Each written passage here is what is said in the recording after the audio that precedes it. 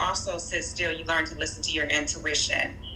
God has put so much in us. It's a deep reservoir of intuition and tools and everything right in our body. And when we don't slow down and listen, even throughout our day, I've had times where, I've been working on one thing and I'll hear God or, Spirit say strongly, get on that conference call that you never get on this week that's always on your calendar. And I just did that the other week. I woke up with that intuition. And I'm learning, I'm older and been working at this a while, so I have a stronger spirit of discernment now. And I said, that's right. That call, I remember seeing that. Let me get on that. I ended up getting on that call. I ended up being one of the only people on. The mentors and the people that were there that day spearheaded a whole relationship that I'm now in that's working. And these are people who want to pour into my business. Wow. And that believe in me and my mission.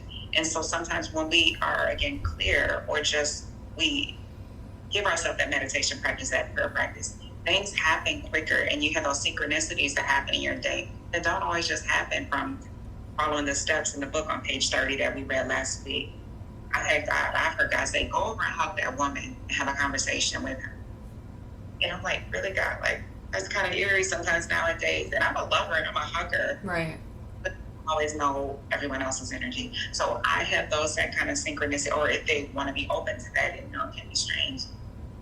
But I follow. Things always come out of that too. Wow. So again, these are more spiritual answers than exact answers, but learning how to move in spirit and be in alignment, it can cut 5 years off your business, your goals, whatever it is that you're trying to. You meet the doctor, you meet the healer, you meet the business coach, you meet the person. Even with us, Stephanie, hopefully it's okay to say, how we met. Absolutely. I just happened to meet Ben at that time, and now he's in a different space and environment. And he's like, oh my gosh, I just happened to get him as that professional network that I was assigned. Right. And he's like, oh, you didn't know. And you and I end up talking, and look at the view. You see? Yeah, no, it is all part of God's plan for sure. And I'm sitting here thinking like, dang, like how much have I missed that because I'm so like focused on like going so fast, how much have I not realized or not been spiritually aligned with that has, pulled me in a different direction or taken me this way instead of that way when I could have went this way and it could have been a little different type of thing. But those are the decisions that make us. So, it's all about, like we're talking about today, like the decisions and just, going forward, I really want to make a decision for myself to have the standard of, really slowing down. Ben and I actually talked about this last week, I think. He's like, you really need to just slow down because sometimes I forget things and, I'm consciously making an effort to slow down so that one, I don't forget things. But now after having this conversation to really listen to what God is trying to, where God is trying to lead me, who God is trying to put me around and who I can serve and bring value to and just get me to where I want to be. So no, I'm absolutely loving this conversation. Can I say something else? I get so excited. Of course. One other thing around that too is my decisions, even the small decisions, they happen sometimes hourly. I love something called segment intending, and I use this a lot. And you can use segment intending to take you through your entire day. And you have a very full day. And let's just say you're going into something stressful. It could be personal, where you have to have that tough conversation with your partner, significant other spouse. It can be when you're going into that business meeting, you're asking for the raise, or when you're making the decision to just step into a different career path or business, starting a business on your own. Segment intending is just when you can be on your way to that appointment or in that conversation, and you just visualize how you want it to go. And if it's a challenging relationship or situation, a sibling, a parent, anything where usually it ends up in a blow-up argument or, whatever it is, you can allow yourself to let that person be new. So in mindfulness, there's a process I love. It's called Shoshin.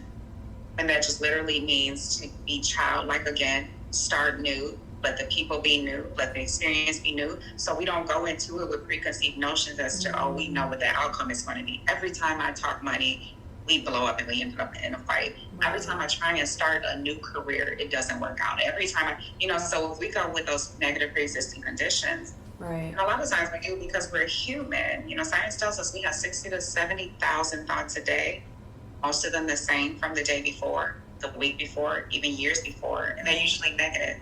So allowing us an experience or a craft to come in to where we're allowing experiences to be new, our partner to be new. Maybe our partner heard a quote that's going to allow that conversation to be new that day. Or we're just still stuck on every time we talk money, you shut down. Right. Then you're going to continue to live that same experience. No. Some people do it for the rest of their lives. If you're going into that business meeting, you can do something to put your hands in your hips as positioning to make yourself feel powerful. When you go in to have that conversation with your boss or that new client, you're feeling powerful instead of deflated, and the outcome is different. So I get so excited about these decision-making and standards because I do whole workshops and talks on them, and I was excited when you selected this one. But the whole point is we can decide that we're going to experience a different outcome in every arena that we go in. People will see me in this meeting. I will be heard. I will get the contract. I will heal. When I was going through cancer at one point, I talked to one doctor that I didn't care for. Prior our team too. I said, in my mind, I was pleasant. He's not the doctor for me because he told me about 80% of the people dying that experienced my situation. So right away, I made the decision and set the standard for myself. I made the decision. I'm like, oh, okay, well, I'm in that 20% that lives. So I flipped every statistic that they gave me when I was going through my healing because I knew I had to focus on what I wanted. I focused on the survivors. I didn't focus on the people who were dying. And when I was going through it, both women who I was going through it with at the same time, they died on either side of me. They did not live. Wow. Not only that, I was a caretaker for my aunt, who was a second mother for me, who was dying of breast cancer when I was working on healing for mine. So talk about the environment. So no matter what the environment is that we are in, we have to quickly make the decision that we will be in the statistic, the number that we want. Wow. I have Even if chills. it's the numbers you want. Wow. Like, I literally have chills right now. That is so, so powerful. Like,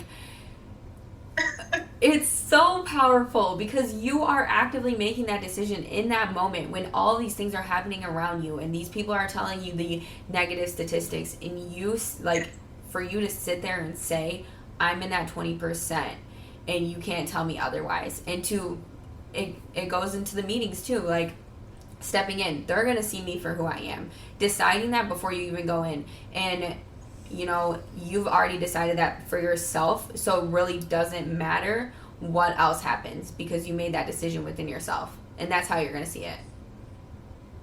The brain starts working with that energy. So there's something in the brain, a system that we have called the reticular activating system, RAS for short. The RAS is almost like, in regular everyday terms, it's like a bodyguard standing at the door of your mind.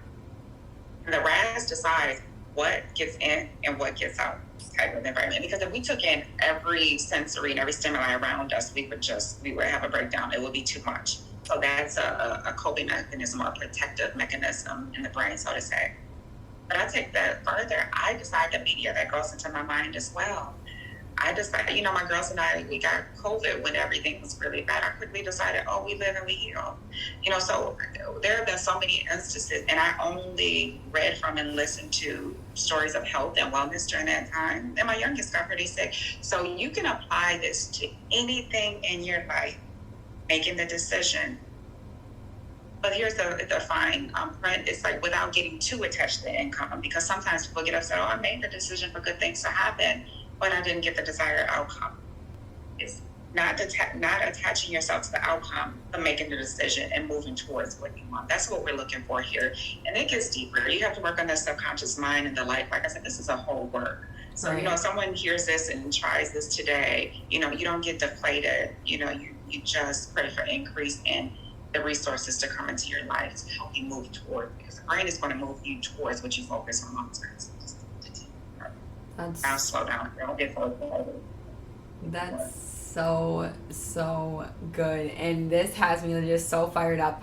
I love talking to you. You're honestly one of my favorite people to talk to. Like, every time that we have a conversation, every time that we meet up, every time, even when you text me, I get happy.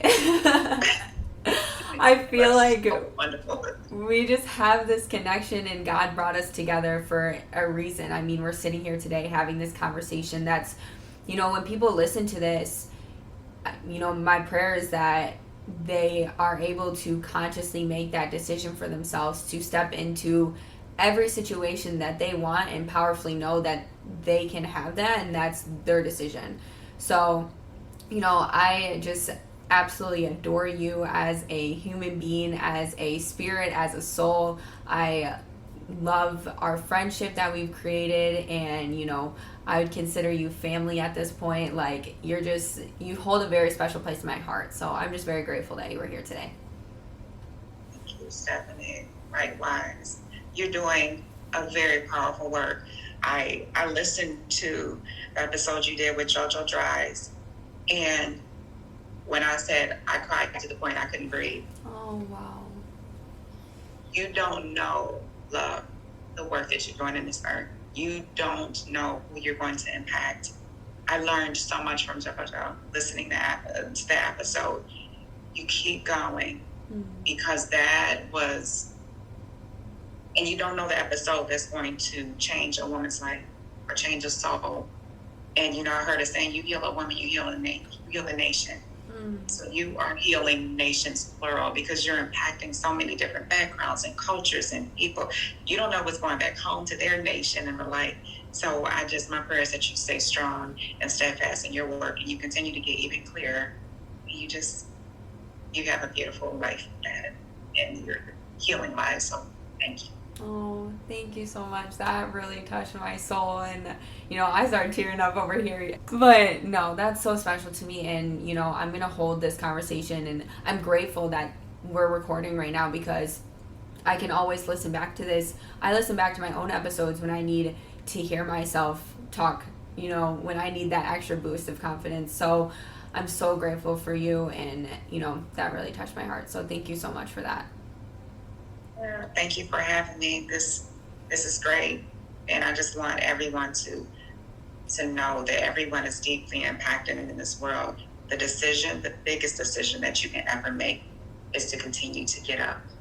Continue to get up, continue to move, continue to go. Yeah. And you're not alone. The people around you that you see that look like they have it so together, these are individuals that have just learned to manage their imperfections better than other people.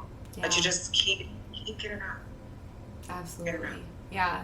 No, thank you so much for saying that too. That was a great closing statement. I feel like, as long as you get up every day and you make that decision to, sometimes you can make the decision to be 1% better every day. And if you're not 1% better that day, make that decision to be 1% better the next day. And if you keep showing up that way, you're going to get to where you want to get to. Right. That's right. That and focusing on yourself more than anyone else. So it's you and you. And anything that you encounter is an opportunity to master yourself. It's shining a light on areas that you can still improve, so that you feel better in your own body. So you don't want to, again, be so externally affected. It's an inside job. And the moment you make the decision to not feel like a victim, but just feel like someone that's learning and growing, it gets better. Something happens with you, you're like, oh, okay, that didn't feel good. Why was I so triggered? Not why did he do that, or why was I so triggered? Right. How could I have handled that better? Because you always have decisions, you always have choices, and I'll stop there. I love you, Stephanie. I love you too. Humanity, I just want them to feel better. No, seriously, we could probably talk for like 3 hours about this. Awesome. Well, like I said, thank you again so much for being here with me today. And we always like to close on a Bible verse. And the one you chose today, I'll have you explain kind of why you chose this one. But it's Psalm 46:5, and it is, God is with her, she will not fall. And I absolutely love that. It goes in such alignment with what we talked about today. You know, God is with us, God is leading us. We have the decision to pray and hear Him speaking to us and guide us in the right direction. So, you know, as long as we continue to have that decision with